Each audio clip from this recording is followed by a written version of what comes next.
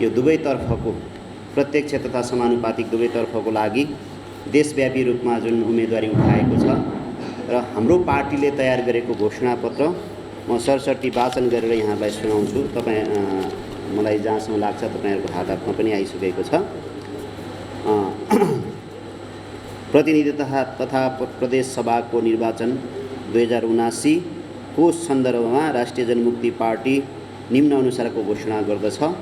आदरणीय जनसमुदाय, राष्ट्रिय जनमुक्ति पार्टीको नेतृत्वमा सरकार बनेको अवस्थामा निम्न घोषणा कार्यान्वयन गरिनेछ।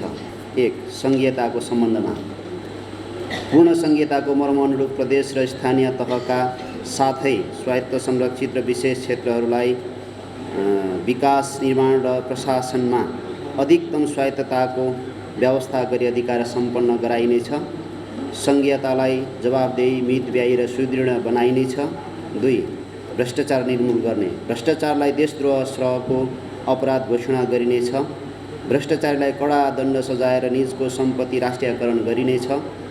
हालसम्म भएका भ्रष्टाचार सम्बन्धी सबै प्रकरणको क्रमशः छानबिन अगाडि बढाइनेछ। भ्रष्टाचार विरुद्ध निरन्तर कार्यरत रहने गरी अधिकार सम्पन्न स्वायत्त प्रकृतिको भ्रष्टाचार निवारण ब्युरोको व्यवस्था गरिनेछ। भ्रष्टाचारको मुद्दालाई बढीमा 2 वर्षको समयभित्र छिनोफानो हुने व्यवस्था गरिनेछ। 3. राइट टु कोर्टको व्यवस्था, लोकतान्त्रिक व्यवस्थालाई जवाबदेही बनाउन राइट टु कोर्टको व्यवस्था लागू गरिनेछ। कुनै दलले घोषणापत्र अनुसार काम नगरेमा यस व्यवस्था अन्तर्गत निजको विरुद्ध कानुनी प्रक्रियामा जाने वा अदालत जान पाउने व्यवस्था गरिनेछ। यो व्यवस्था अन्तर्गत घोषणापत्र अनुसार काम नगर्ने उम्मेदवारको पद वा दलको मान्यता समेत खारेज गर्ने व्यवस्था गरिनेछ। यो व्यवस्था अनुसार खारेजीमा परेका दलका पदाधिकारीहरू अर्को दलको सदस्य वा नयाँ दल खोल्न कम्तीमा 10 वर्ष अयोग्य ठहरिने व्यवस्था गरिनेछ। 4. न्याय व्यवस्था, आर्थिक रूपमा असमर्थ पक्ष, पिछडिएको क्षेत्र, शारीरिक रूपमा अशक्त, एकल महिला, लैङ्गिक अल्पसंख्यकहरूलाई सरकारको तर्फबाट निःशुल्क कानुनी सेवा प्रदान गरिनेछ। नाबालिग, एकल महिला, शारीरिक रूपमा अशक्त, ज्येष्ठ नागरिकहरूको मुद्दा 6 महिनाभित्र फैसला हुने अनिवार्य व्यवस्था गरिनेछ। नेपालको न्याय व्यवस्थालाई छिटो, छरितो, सरल र कम खर्चिलो बनाइनेछ। 5. निर्वाचन प्रणाली, हालको निर्वाचन प्रणाली हटाई पूर्ण समानुपातिक निर्वाचन प्रणाली लागू गरिनेछ। विदेशमा रहेका नेपालीहरूका लागि साविक बसोबास भएकै मुलुकबाट मतदान भोटिङ गर्न पाउने व्यवस्था गरिनेछ। 6.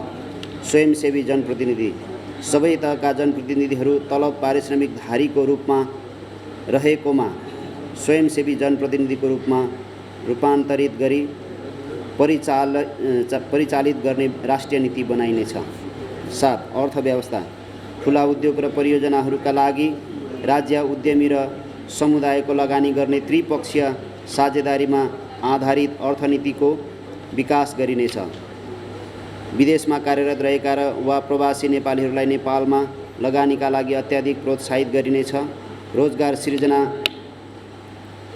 हुन सक्ने सब क्षेत्रमा लगानीका लागि ठुला लगानीकर्ताहरूलाई प्रोत्साहित गरिनेछ।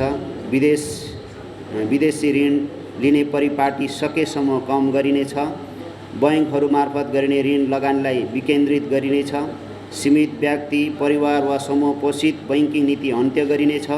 स्वदेशमै रोजगाररत रहन चाहनेहरूका हकमा न्यूनतम ब्याज दरमा ऋण लगानीको व्यवस्था गरिनेछ। घरेलु उद्योग, अर्गानिक कृषि, हस्तकला आदिसँग सम्बन्धित उद्योग व्यवसायलाई पूर्ण प्रोत्साहन र संरक्षण गरिनेछ। त्यस्ता उद्योग र व्यवसायीलाई ऋण उपलब्ध गराउनका साथै उत्पादन गर्नेछ।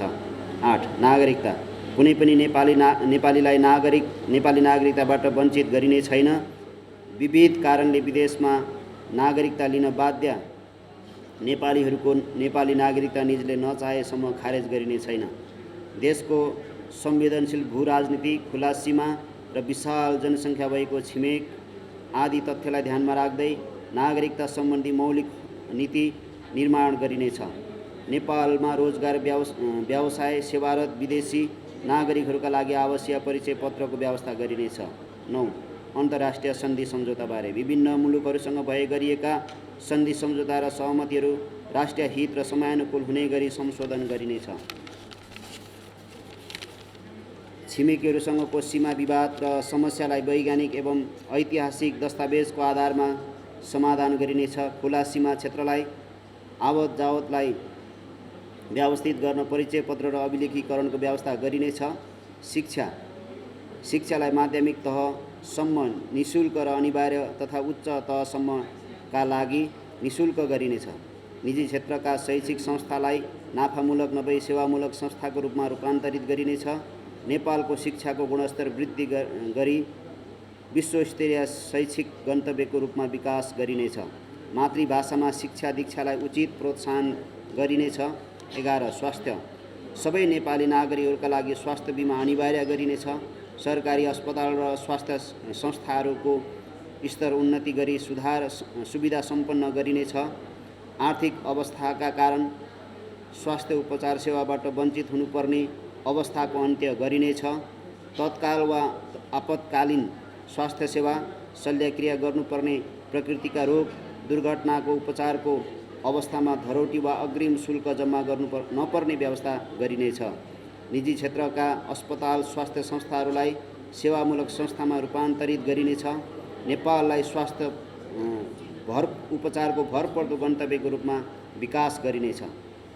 12. उद्योग धन्दा सम्बन्धमा नेपाली कच्चा पदार्थमा आधारित उद्योग धन्दाको विकास र विस्तार गरिनेछ। नेपालमा अत्याधिक खपत हुने वा विदेश निर्यात हुने उद्योग धन्दाको योजना प्रयोजनका लागि आयात हुने कच्चा पदार्थको आयातमा अधिकतम भन्सार सहुलियत प्रदान गरिनेछ।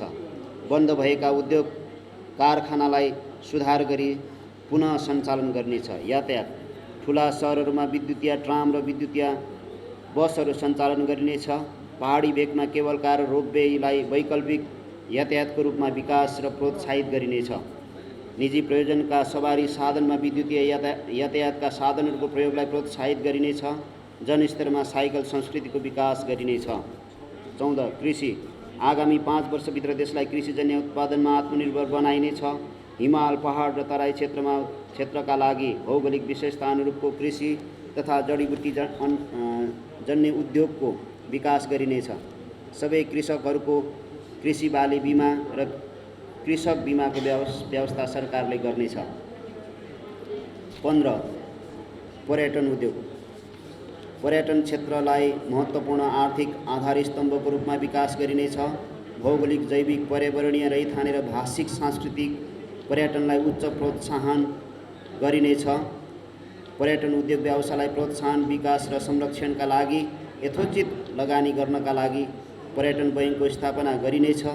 पर्यटन व्यवसाय क्षेत्रलाई व्यवस्थित र मर्यादित गराउन पर्यटन प्रहरीको अवधारणालाई कार्यान्वयन गरिनेछ। राष्ट्रिय रूपमा पूर्व, पश्चिम र प्रदेश तथा द्विप्रदेश स्तरीय उत्तर दक्षिण जोड्ने गरी पैदल राजमार्गको निर्माण गरिनेछ। 16. ऊर्जा विकास जलविद्युत र सौर्य ऊर्जालाई ऊर्जाको मुख्य स्रोतको रूपमा विकास गरिनेछ।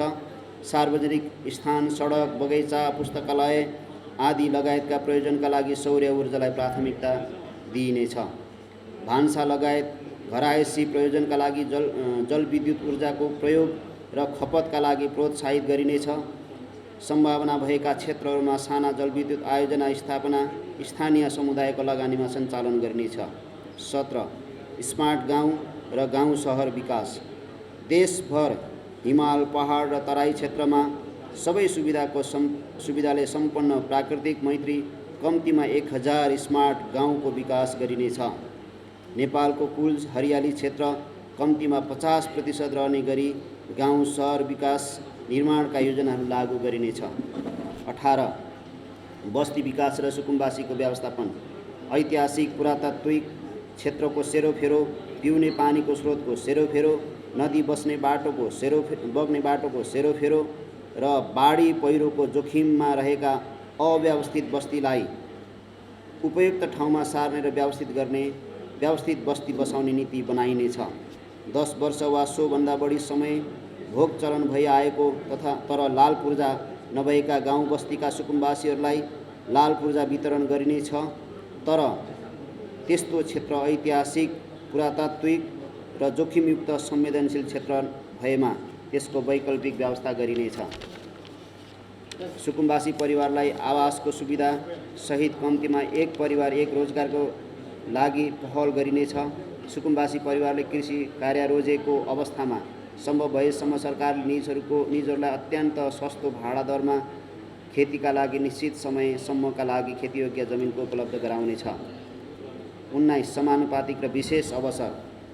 राज्यका सबै तहका सबै जाति समुदायहरूलाई सम्भव भएसम्म जनसङ्ख्याको समानुपातिक प्रतिनिधित्व हुने गरी कोटा अवसरको सिर्जना गरिनेछ।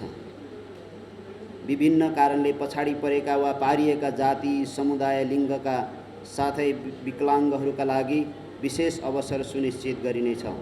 विभिन्न क्षेत्रमा उपलब्ध अवसरहरूमा सम्भव भएसम्म महिलाहरूका लागि 50% कोटा सुनिश्चित गरिनेछ।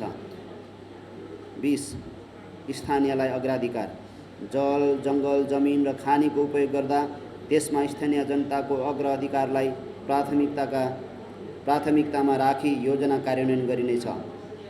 कुनै पनि समुदायलाई उनको इच्छा वा स्वीकृति बिना तिनको ऐतिहासिक एवं परम्परागत बसोबास वा थाँथलोबाट हटाउन नपाउने व्यवस्था गरिनेछ। 21 सामाजिक सुरक्षा। शारीरिक र मानसिक अपाङ्गहरूलाई न्यूनतम जीवन निर्वाह हुन सक्ने गरी सामाजिक सुरक्षा भत्ता दिइने व्यवस्था गरिनेछ। बेरोजगार एकल महिलाहरूको हकमा निजलाई रोजगार र स्वरोजगारका अवसरमा प्राथमिकता दिइने र बेरोजगार रहनु परेको अवस्थामा न्यूनतम जीवन निर्वाह हुन सक्ने गरी सामाजिक सुरक्षा भत्ता दिइनेछ। 22 रोजगारको सिर्जना र व्यवस्थापन। कृषिजन्य उद्योगका साथै घरेलु कुटीर उद्योगका लागि आवश्यक तालिम र सहुलियत दरको दीर्घकालीन ऋण सहयोग मार्फत रोजगारी सिर्जना गरिनेछ। एकल वा साझा प्रयासमा सञ्चालन भइआएका उद्योग व्यवसाय गरी बसोबास स्वरोजगार भएकाहरूको हकमा पुरस्कार, अनुदान, सहयोग र प्रोत्साहन पुँजी उपलब्ध गराई प्रोत्साहित गरिनेछ। पुरस्कार, अनुदान वा प्रोत्साहन पुँजीका लागि आवश्यक योग्यता स्वरोजगाररत व्यक्ति वा व्यवसायको कागजपत्रभन्दा व्यावहारिक जाँचको आधारमा तय गरिनेछ। बेरोजगारहरूका लागि विभिन्न सिप र प्राकृतिक तालिमको व्यवस्था गरिनेछ।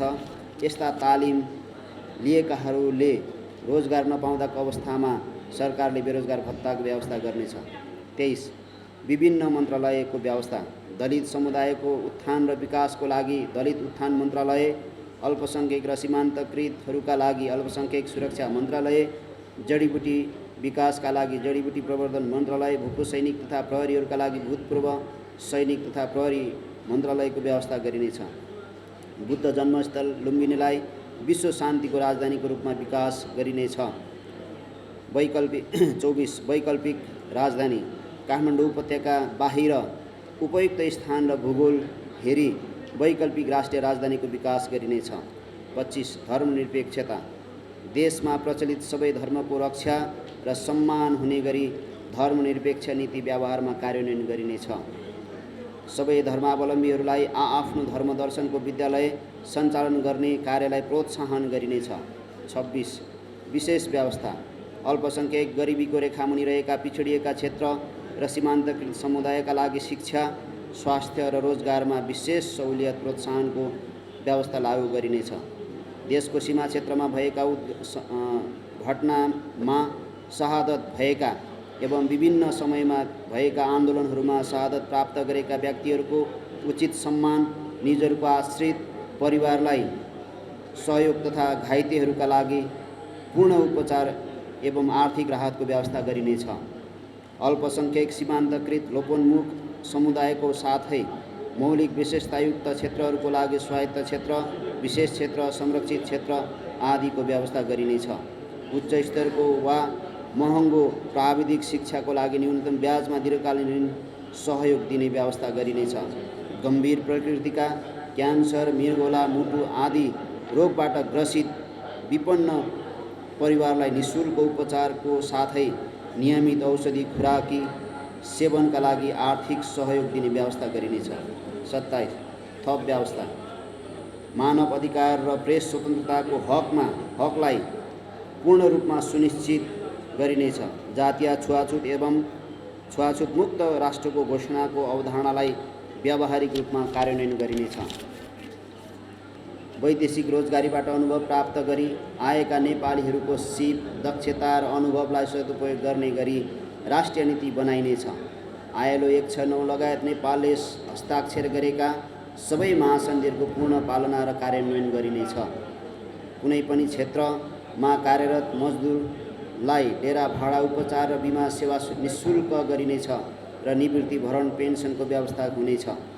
खेलकुदलाई जनस्वास्थ्य र राष्ट्रिय गरिमा बढाउने अङ्गको रूपमा विकास गरिनेछ। खेलकुदलाई अन्तर्राष्ट्रिय रूपमा देशलाई परिचित गराउने गरी विकसित गरिनेछ। हालको कारागार व्यवस्थामा आमूल परिवर्तन गरी कारागारलाई यातना गृहको सट्टा आधुनिक सुधार गृहको रूपमा व्यवस्थित गरिनेछ। मिटर ब्याजी कार्यलाई गम्भीर अपराध घोषणा गरी सोही अपराध अनुसारको कारबाही हुने व्यवस्था गरिनेछ। निलम्बित प्रधान न्यायाधीशको संसदीय सुनाई विशेष समितिलाई दिएको बयानको तथ्ययुक्त जाँचबुझ गरी सो अनुसारको कारबाही अगाडि बढाइनेछ। यसर्थ आदरणीय दाजुभाइ तथा दिदीबहिनीहरू, राष्ट्रिय जनमुक्ति पार्टी विगत 32 वर्षदेखि जिम्मेवार र लोकतान्त्रिक विधि एवं पद्धति आत्मसात गरेर निरन्तर अगाडि बढिरहेको देशकै अनुभवी, स्वावलम्बी र स्वच्छ छवि भएको राजनीतिक दल हो। यो पार्टीको नेतृत्वमा सरकार बनेको अवस्थामा उपरोक्त घोषणा कार्यान्वयन गर्ने प्रतिबद्धता व्यक्त गर्दछ।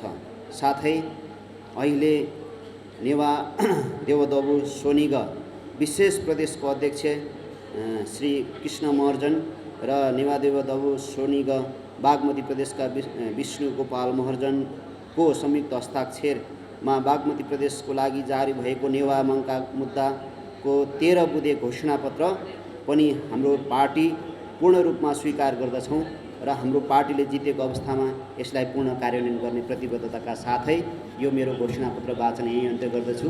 नमस्ते, जय जनमुक्ति।